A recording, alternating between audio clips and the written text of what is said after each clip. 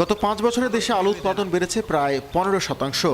2020 সালে যেখানে উৎপাদন ছিল 1 কোটি টন, 2024 সালে তা দাঁড়িয়েছে 1 কোটি 15 লাখ টনে। আর চলতি মৌসুমে আরও 5 লাখ টন বেশি উৎপাদনের লক্ষ্যমাত্রা নির্ধারণ করা হয়েছে। উৎপাদিত আলুর 80 লাখ টন অভ্যন্তরীণ খাবার, বীজ ও দেশীয় শিল্পে ব্যবহৃত হয়ে বছরে উদ্বৃত্ত থাকছে গড়ে 40 লাখ টন। তবে হতাশার কথা হলো উৎপাদন বাড়লেও রফতানি বাড়েনি। 2020-21 অর্থ বছরে 2 লাখ 8 টন আলু রফতানি হলেও এরপর থেকে কমতে থাকে। সবশেষ 2024-25 অর্থ বছরে রফতানি হয় 62,135 টন। এর আগেও আমরা মাইর খাসি, খেয়া কম সোজা করিয়া পাইনি, এবারও যদি মাইর খাই দিলে এবার শেষ। আলু যদি বাড়ি না যায় তো লস খাইবে তো।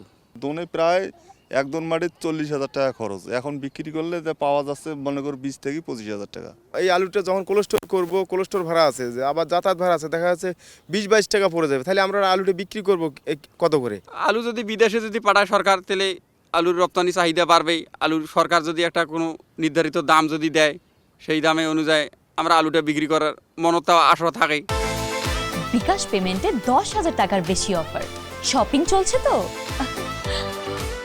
অর্থনীতিবিদদের মতে রফতানির ক্ষেত্রে নতুন নতুন বাজার তৈরির পাশাপাশি আমদানিকারকদের চাহিদাকে গুরুত্ব দিয়ে আলুর জাত নির্ধারণ করতে হবে। কৃষকদেরকে প্রক্রিয়াজাতকরণ উপযোগী এবং রপ্তানি উপযোগী বীজ সরবরাহ করতে হবে এবং সেই ধরনের আলু উৎপাদনে তাদেরকে উৎসাহী করতে হবে। পাশাপাশি আপনাকে রপ্তানি উন্নয়ন ব্যুরোর মাধ্যমে নতুন নতুন বাজার অনুসন্ধান করা এবং কোল্ড স্টোরেজের সুবিধা বৃদ্ধি করা, পাশাপাশি আপনি যে বাইরে রপ্তানি করবেন তার জন্য যে পরিবহন এবং যাতায়াতের যে খরচ, এই খরচটা কমিয়ে আনা। তবে আসার কথা হলো দেশে প্রথমবার গুড এগ্রিকালচার প্র্যাকটিস অনুসরণ করে পার্টনার প্রকল্পের আওতায় রপ্তানিমুখী আলু উৎপাদন শুরু করেছে বাংলাদেশ কৃষি গবেষণা ইনস্টিটিউট। গবেষকদের মতে এর ফলে রপ্তানি যেমন বাড়বে, কৃষকদের লোকসানের ঝুঁকি কমবে। তবে প্রয়োজন সরকারি পৃষ্ঠপোষকতা। যদি এক্সপোর্টাররা এখানে আগায় আসে এবং সরকার পলিসি লেভেলে ভালোভাবে একটি নির্ধারণ করে দেয়, যে মূল্য নির্ধারণ করে দেয়, তাহলে কিন্তু এই কৃষকগুলো যারা গ্যাপ পদ্ধতি ফলো করবে তারা কিন্তু আর আলু আবাদ থেকে পিছিয়ে আসবে না। গ্যাপের প্রধান উদ্দেশ্যই কিন্তু 3-4টা আছে, তার মধ্যে মেইন উদ্দেশ্য হলো বিদেশ রপ্তানি করা। এই বছর থেকে শুরু করে সামনের বছরগুলোতে বাংলাদেশের আলু বিদেশে রপ্তানি হবে এবং আমরা প্রচুর পরিমাণে বৈদেশিক মুদ্রা অর্জন করতে পারবো।